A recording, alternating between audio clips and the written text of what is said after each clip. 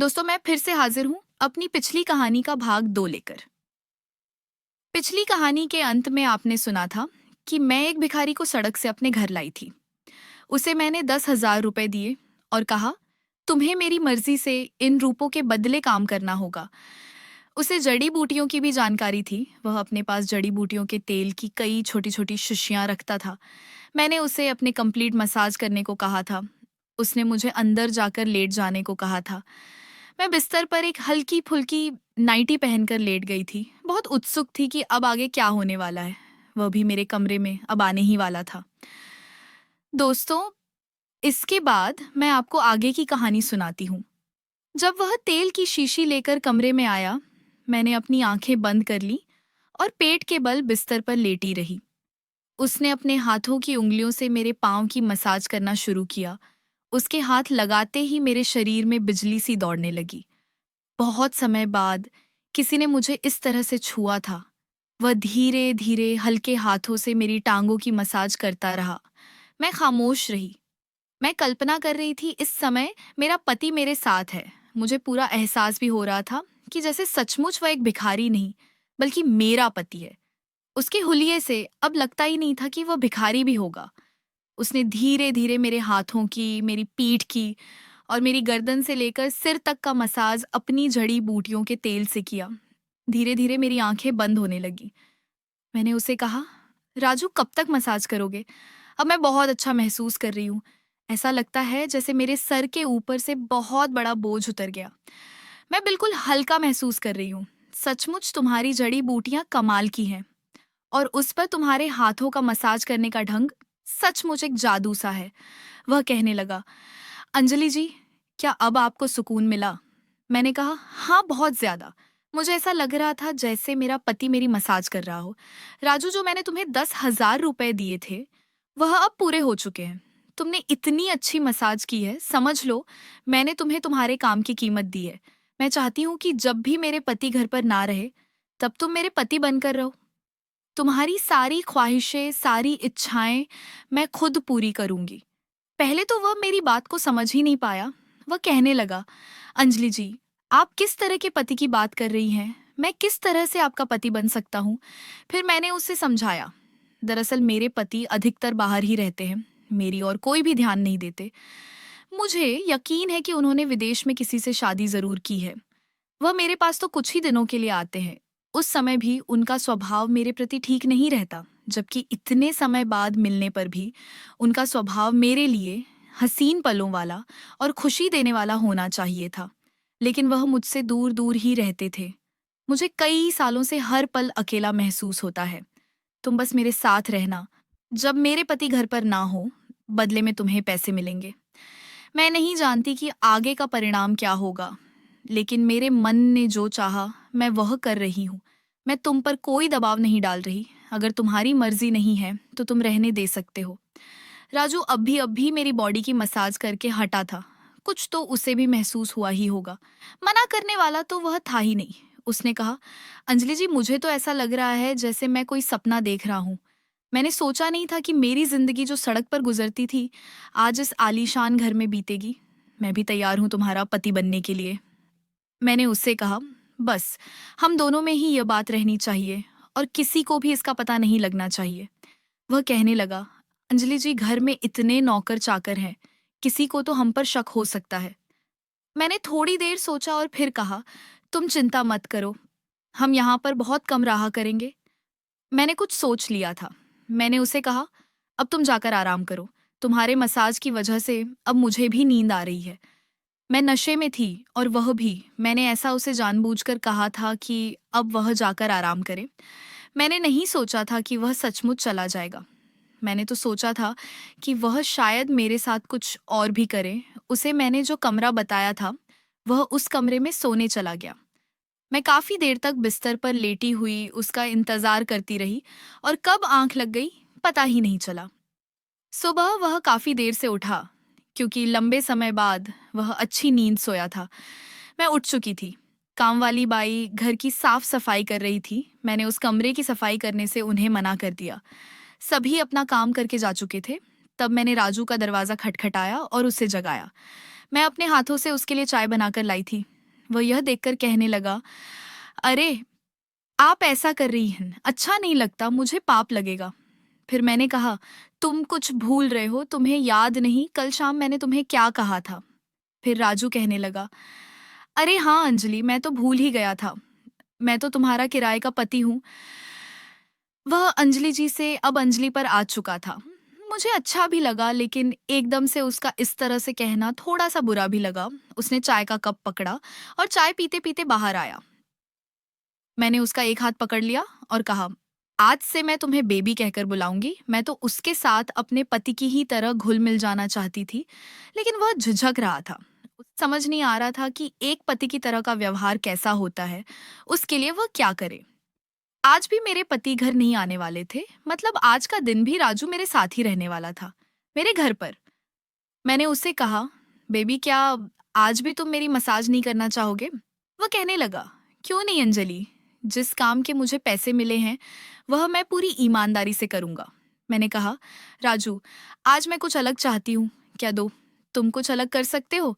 वह पहले तो चुप हो गया और फिर कहने लगा, मैं समझा नहीं अंजलि, तुम क्या चाहती हो?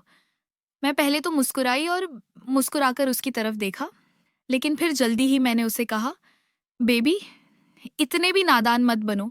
तुम तो ऐसे कह रहे हो जैसे तुम कुछ जानते ही नहीं। हमेशा एक जैसे कपड़े पहनना भला कौन पसंद करता है? फिर राजू ने कहा, ठीक है अंजलि, मैं आज कुछ अलग कोशिश करूंगा, शायद तुम्हें पसंद आए। शाम के समय उसने कहा, अंजलि क्यों ना आज मैं तुम्हारी मसाज घर के छत पर करूं? मैंने भी हामी भर ली। शाम के समय खाना खाने के बाद हम दोनों टेरेस पर चले गए। टेरेस पर अक्सर गर्मियों में मैं छत पर ही कुछ समय के लिए लेट जाया करती थी। वहां एक छोटा सा बेड लगा था। मैंने वहां बैठकर राजू के साथ काफी देर बात की। उसने मुझे अच्छी तरह से समझ लिया था। मैंने उसे अपनी वह हर बात बताई जो मेरे और मेरे पति के बीच होती थी। जब मैंने उसे यह बताया कि मेरा पति मुझे बिल्कुल भी समय नहीं देता, ऐसा लगता है जैसे वह मुझसे प्यार ही नहीं करता हो, तब उस समय मेरी आंखों से आंसू झलक रहे थे। राजू ने मेरे कंधे पर हाथ रखा और एक हाथ से मेरे आंसू को पोंछते हुए कहा, अंजलि तुम्हारे पति को जिस तरह का जीना पसंद है वह उस तरह से जी रहे हैं, लेकिन यह जिंदगी तुम्हारी अपनी है। तुम क्यों उनकी याद में अपने आप को तोड़ रही हो? इससे तो तुम्हारा ही नुकसान होगा। इतना तो मैं जानता हूं कि तुम बहुत अच्छी हो, मन से भी और सोच से भी, क्योंकि अगर तुम्हारा दिल और तुम्हारी सोच अच्छी नहीं होती तो तुम मुझ भिखारी को भी अपने घर में लाकर नहीं रखती। मेरी नज़र में अमीरों के लिए जो नज़रिया था, आज तुमने बिल्कुल बदल दिया है। मैं तो यही कहता हूँ कि तुम जिस तरह से भी जीना चाहती हो, तुम जी सकती हो। उसकी इन बातों ने मेरा दिल जीत लिया। मैं जैसे सब कुछ भूल गई। फिर मैंने जब अपने आप को संभाला, तब मैं उसके साथ फिर से खुलकर बातें करने लगी। वह भी मेरे साथ हंस हंस कर बातें कर रहा था। हम दोनों ने इधर उधर का नज़ारा भी देखा।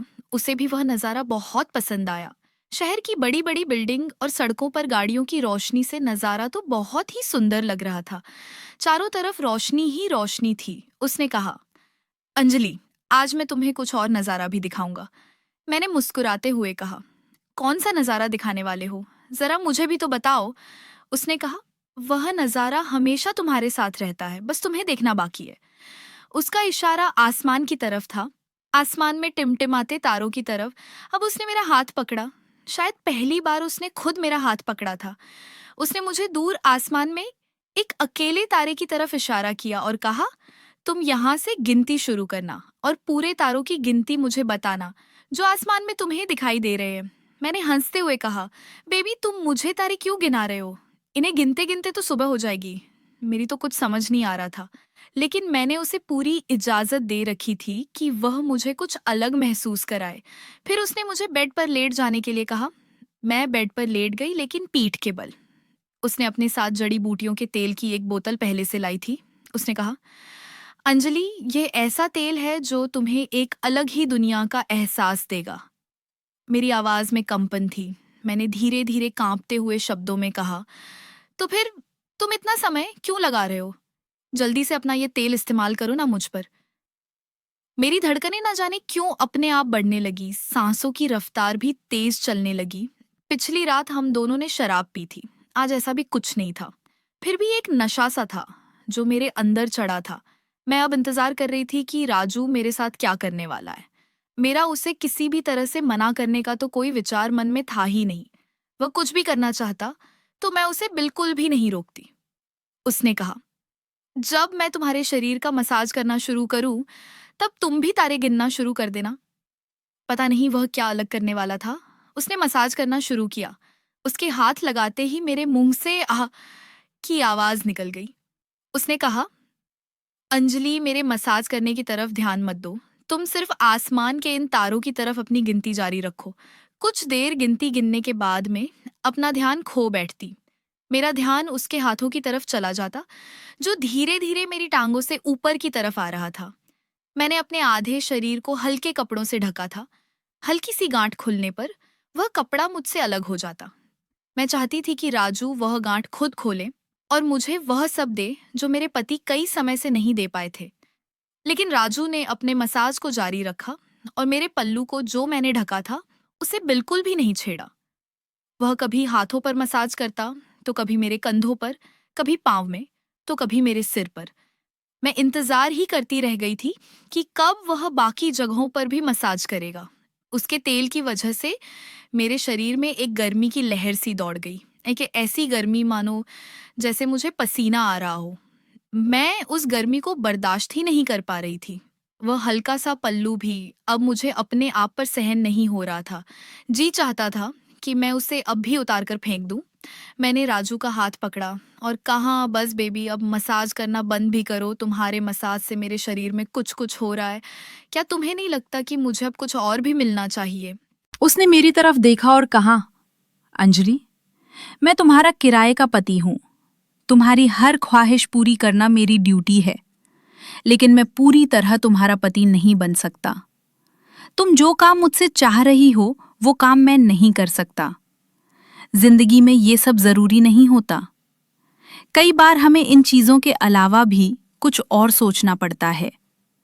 क्या तुम जिंदगी भर इस गलती को करने के बाद खुद को माफ कर पाओगी? क्या फिर तुम अपने पति के सामने नजरें मिला पाओगी? उसकी बातें सुनकर मैं चुप हो गई। मेरा जिस तरह का मूड था वो अब कुछ ऑफ हो चुका था, लेकिन तड़प तो तड़प ही थी।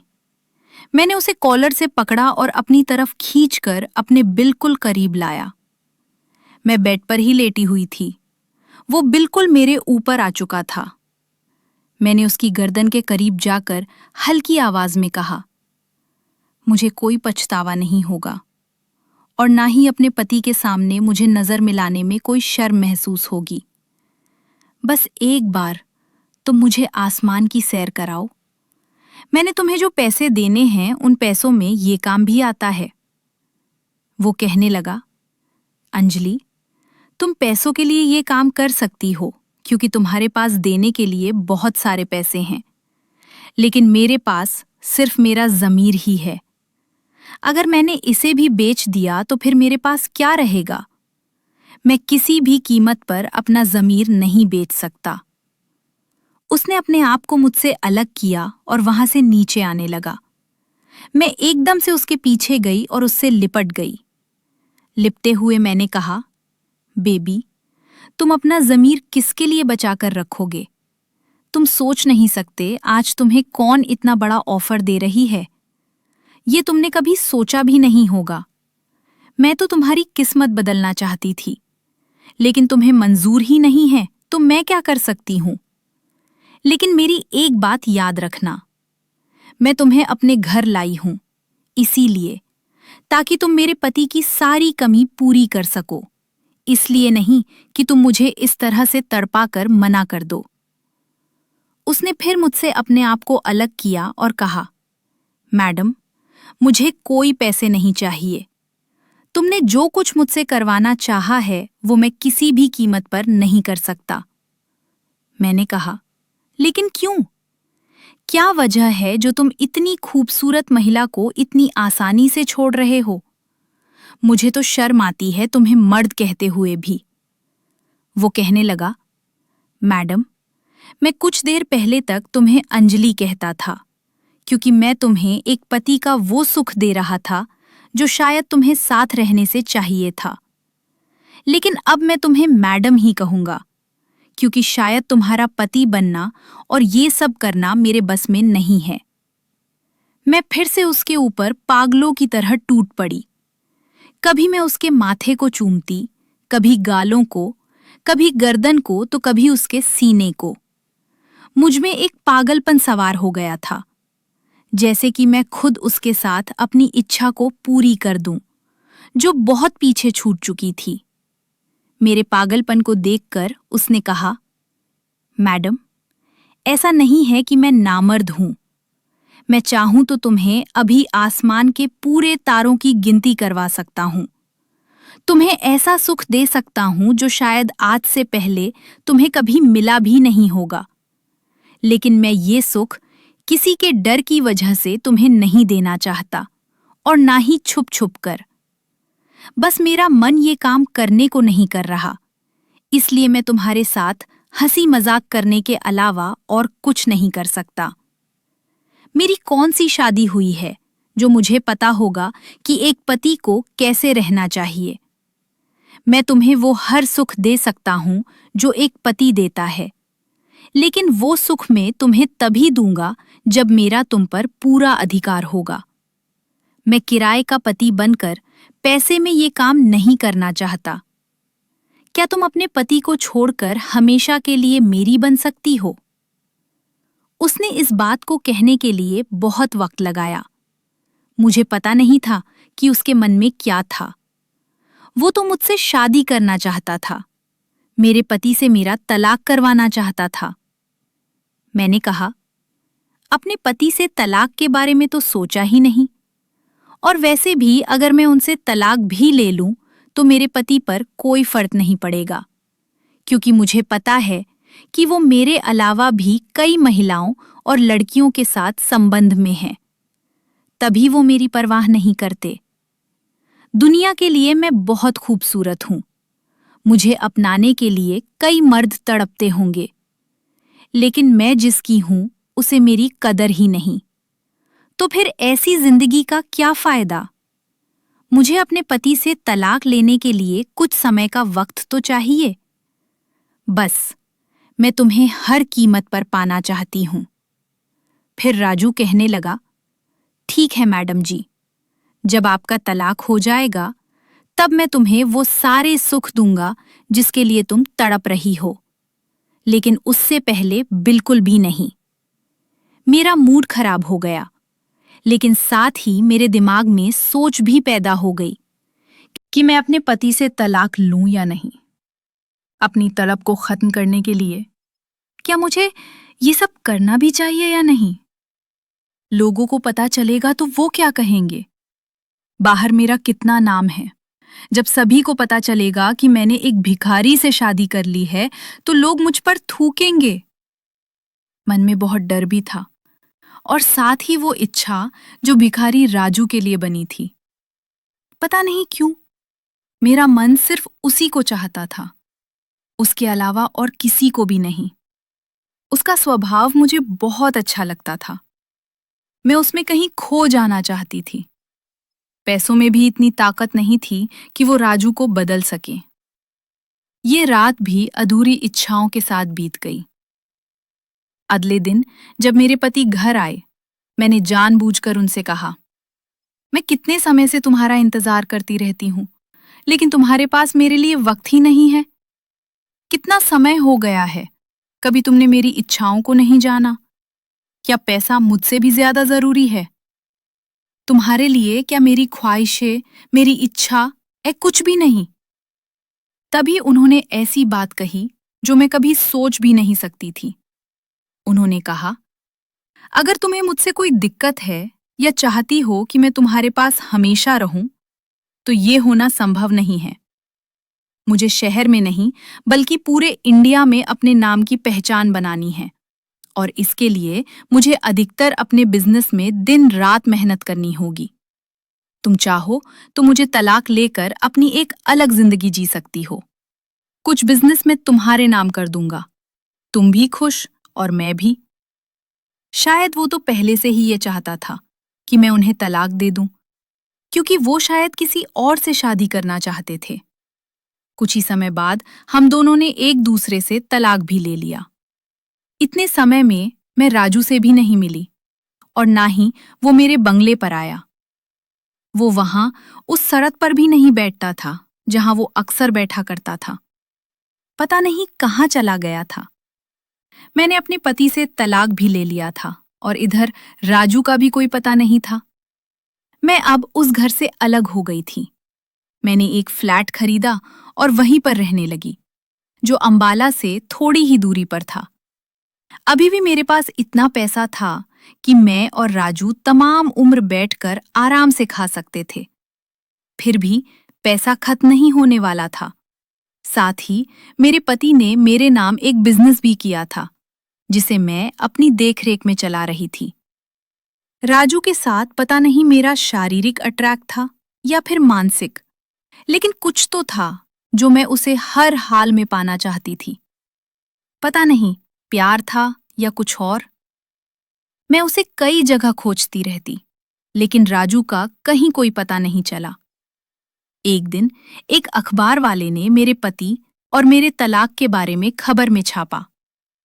राजू को ये तो पता चल गया था कि मेरे पति से तलाक हो चुका है, और वो ये भी जानता था कि मैंने ये तलाक सिर्फ राजू के लिए ही लिया था। उस खबर को पढ़ने के बाद राजू भी मुझे ढूंढने की कोशिश में लगा था, और जल्द ही उसने ये पता भी कर लिया कि मैं कहाँ रहती हूँ। एक शाम मेरे फ्लैट के दरवाजे की घंटी बजी। जब मैंने दरवाजा खोला और सामने जब राजू को देखा, मेरी आंखों से आंसू निकल रहा। मैं उसके सीने से लिपट गई और उसे कुछ देर कुछ भी ना कहने के लिए कहा।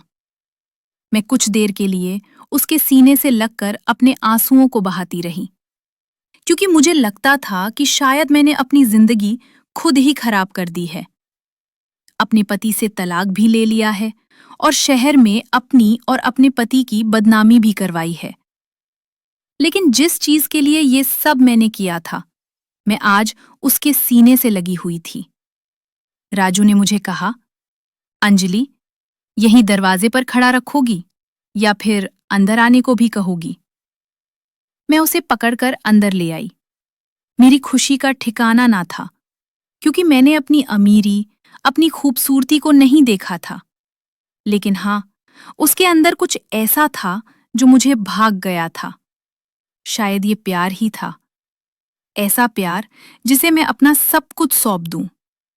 राजू ने कहा, अंजलि, अब मुझे यकीन हो गया है कि तुम पर अब मेरा पूरा अधिकार हो जाएगा।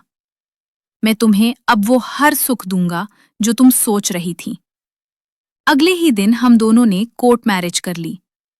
फिर वो रात मेरे जीवन की एक यादगार रात बन गई। सचमुच उसमें कुछ ऐसा था जो मेरे पति में मुझे कभी मिला ही नहीं। उसका हर स्पर्श प्यार भरा होता था। कोई जबरदस्ती नहीं, किसी प्रकार का कोई दबाव नहीं, बस प्यार ही प्यार था। अपनी तड़प, अपनी बेचैनी को तो मैं अब पूरा कर चुकी थी, लेकिन अब मैं राजू को भी एक अलग पहचान देना चाहती थी। हम दोनों घूमने के लिए मनाली चले गए, हनीमून मनाने के लिए। जो सुख मुझे अपने बड़े बंगले में लग्जरी लाइफस्टाइल में नहीं मिल रहा था, वो सुख मुझे सड़क किनारे बैठे एक भिखारी से मिला। मैंने सोचा नहीं था कि मैं एक दिन खुद किसी भिखारी की हो जाऊंगी, लेकिन आज ये सब सच हो चुका था। जो वक्त मुझे मेरे पति ने नहीं दिया था, वो वक्त मुझे उस भिखारी ने दिया था। आज राजू भिखारी नहीं रहा, बल्कि मेरा पति और मेरे बिजनेस का मालिक बन चुका था। उसके लिए जिंदगी आज कहीं से कहीं हो गई है, लेकिन मुझे आज तक उसके साथ रहने में कभी शर्म महसूस नहीं हुई। मुझे कभी ये नहीं लगा कि वो कभी भिखारी था। मेरी एक तड़प ने उस भिखारी को एक राजा बना दिया था। तो दोस्तों, आपको ये कहानी कैसी लगी? उम्मीद करती हूँ कि आपने भरपूर आनंद लिया होगा। यदि ऐसा है तो प्लीज मेरे चैनल को सब्सक्राइब अवश्य कर ले। और हाँ, यदि आपके मन में भी कोई विचार चल रहा है किसी कहानी को लेकर, तो आप मुझे कमेंट बॉक्स में जरूर बता सकते हैं। मैं आपके लिए उस तरह की कहानी लाने की पूरी कोशिश करूंगी। तो चलिए फिर से मिलती हूँ अगली बार किसी और रोमांटिक कहानी के साथ। कहानी का ये भाग यही संपन्न होता है। जल्द मिलती हूँ, तब तक के लिए नमस्कार।